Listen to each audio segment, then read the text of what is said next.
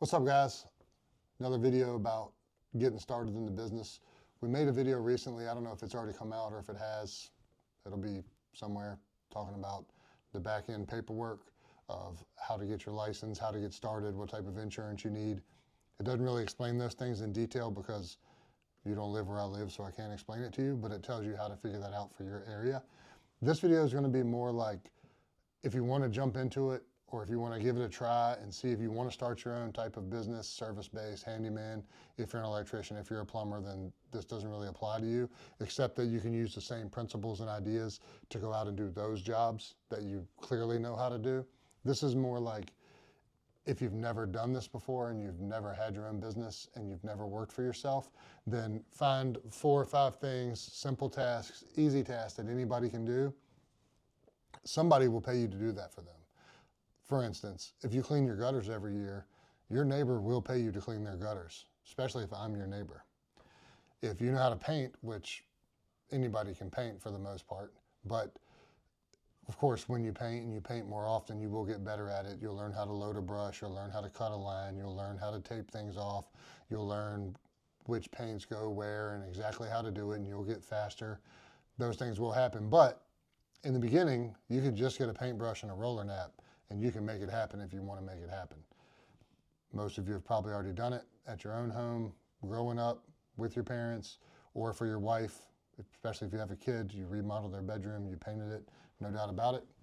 So cleaning gutters, painting a bedroom, simple. A little bit more detail, maybe you could change a faucet. It's really not that difficult to do. Once you've done it once, you could change any faucet in the world. They're all generally the same. There are exceptions, but for the most part, they're generally the same. Somebody will definitely pay you to change a faucet. Everybody likes new faucets. If you're married, your wife wants a new faucet. I don't care how new your faucet is. She wants a new faucet. Another thing would be power washing.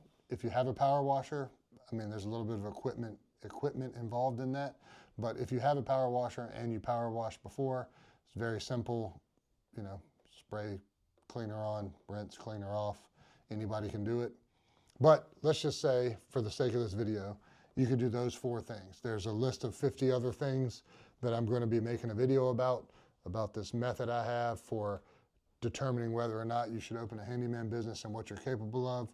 And we're going to make a video on that, and we're going to list like these 50 things you should try to do and maybe these 25 things you should try to avoid because they're not profitable. That video will be later, but for this one, cleaning gutters, $150. How do you get $150 for cleaning a gutter? Set yourself apart. A few quick things. Don't put your ladder on people's gutters. Use bullhorns and put it above it on the shingles or go below it, but do not put your ladder on people's gutters. Take a trash bag. Don't throw the stuff on the ground. Put the stuff in a trash bag while you're up in the air. Take the trash with you. And that's how you get $150 for cleaning gutters. Next, painting a bedroom. Simple bedroom. You're going to paint the walls, paint the ceiling, paint the trim. It's going to be $450. That's a pretty standard rate for painting a bedroom when you're first getting started. Next would be replacing a faucet. Somebody's going to gladly pay you to replace a faucet for $150. Power washing, $250. I know we said you have to have a little bit of equipment for that. All of these require a little bit of equipment, but most of them are one-time purchases except maybe roller naps for painting. And going from there, that's a quick $1,000.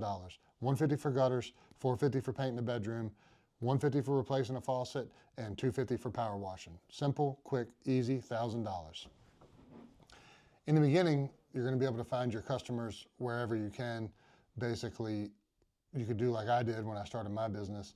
I worked for a larger construction management company, and I did work on the weekends, at night, in the morning sometimes. And to be honest, towards the end, I was doing work when I was supposed to be at my other job for complete. So, you know, it is what it is at this point. But get started, figure out what you know how to do, find people that need it done, which is going to be easier than you think. Do it in your spare time so you can see if it's something that you really want to do. It's really important that you go out there, put yourself out there, talk to people, meet people, do work for people. And if you're getting good positive feedback and they want you to come back, once you do one thing for someone, if you do a good job, they're going to call you to do something else. And once that snowball gets rolling and you know, hey, this is for me, then it's time to maybe make the decision to jump into doing it full time. But in the beginning, I recommend doing it part time, maybe on the weekends and at night. The other thing you can do is you can post on Facebook, you can go on Marketplace, and you can talk to family and friends and ask them what they need. I don't know if that's the best thing to do depending on where you are in your life. You know, if you have a job that other people think that you should cherish, then they're probably going to say, what are you thinking? Why are you doing that? You work at the widget factory making widgets. Why would you ever stop making widgets? Because they don't have the drive and they don't understand what it's like to want to work for yourself, especially once you start working for yourself, what it's going to be like and the freedom that you're going to have. Not freedom from work or freedom from time, because you're going to be working more and be stuck more working than you ever were working for somebody else. But the freedom to control your own destiny, that's really the freedom that you're going to get. So that being said, find a few things you can do. This is just 4 examples that add up to $1,000 to build your first $1,000 in a week. Find some customers, find some people that need these things done. Pick from a list of things that you could scratch out on a piece of paper that you already know how to do and you have the tools and equipment for. Go out there, find people that need it done, and do it. That's another video brought to you by Beyond the Estimates. Please like, comment, and subscribe for more.